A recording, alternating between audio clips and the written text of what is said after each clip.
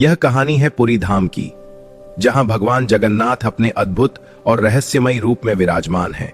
एक ऐसा रहस्य जो सदियों से लोगों को आकर्षित करता आया है। मालवा के महान राजा इंद्रद्युम्न को एक दिव्य मूर्ति नीलमाधव के बारे में पता चला, जो स्वयं माधव भगवान विष्णु का दुर्लभ स्वरूप मानी जाती थी। राजा ने ब्राह्मण विद्यापति को आदेश दिया कि वह इस दिव्य मूर्ति की खोज करे। हाँ महाराज, और वह घने जंगलों की ओर निकल पड़ा। जंगल में विद्यापति की मुलाकात आदिवासी प्रमुख विश्वावसु से हुई, जो गुप्त रूप से नीलमाधव की पूजा करता था। तुम मुझे यहाँ क्यों ले आए हो? मैं तुम्हें एक गुप्त देवता दिखाऊंगा। काफी प्रयासों के बाद विद्यापति को नीलमाधव के दर्शन हुए, लेकिन यह रहस्य पूरी तरह छुपा हुआ था।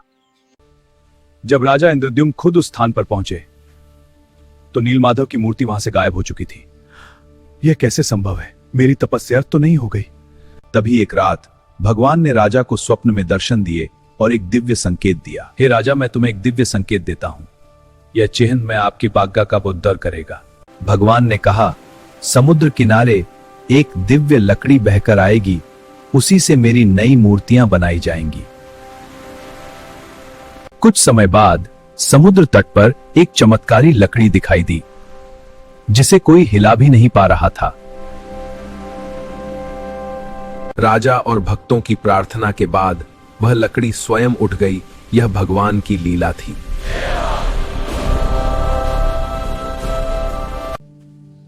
तभी एक वृद्ध शिल्पी प्रकट हुआ, जिसने कहा कि वह मूर्तियां बनाएगा, लेकिन एक शर्त के साथ। शर्त यह थी कि वह बंद कमरे में बिना किसी बाधा के काम करेगा, और जब तक काम पूरा ना हो कोई दरवाजा नहीं खोलेगा। अब मुझे अकेला छोड़ दो। मूर्ति निर्माण शुरू हुआ। दिन बीतते गए, लेकिन अंदर से कोई आवाज आनी बंद हो गई। रानी गुंडीचा को चिंता होने लगी कि कहीं शिल्पी को कुछ हो न गया हो। शिल्पी, जल्दी करो, दरवाजा खोल दो। अरे क्या हो? राजा ने चिंता में आकर दरवाजा समय से पहले खुलवा दिया, और यही बनी सबसे बड़ी गलती।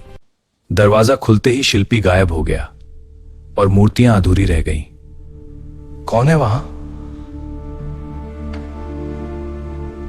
भगवान जगन्नाथ, बलभद्र और सुभद्रा की मूर्तियों के हाथ अधूरे थे और पैर बिल्कुल नहीं बने थे। यह पुरी की परंपरा का एक अनूठा पहलू है। इन दिव्य स्वरूपों में भक्ति का साकार रूप है।